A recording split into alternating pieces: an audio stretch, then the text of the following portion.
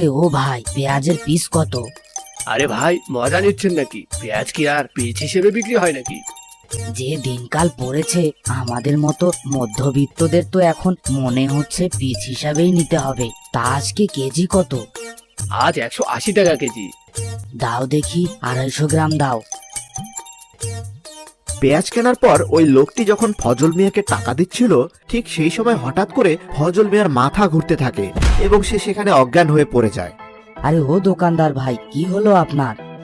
ফজল মিয়াকে এভাবে মাথা ঘুরে পড়ে যেতে দেখে পাশের অন্যান্য দোকানদাররাও সেখানে ছুটে আসে।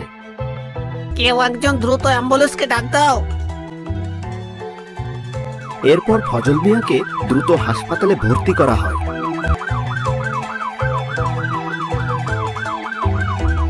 তোমার বাবার অবস্থা খুব খারাপ, তাই যত তাড়াতাড়ি সম্ভব অপারেশন করতে হবে। তুমি টাকার ব্যবস্থা করো।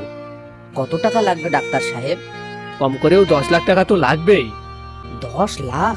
বন্ধুরা, পরের পার্ট দেখতে হলে ভিডিওটিতে লাইক করে চ্যানেলটি সাবস্ক্রাইব করে দাও।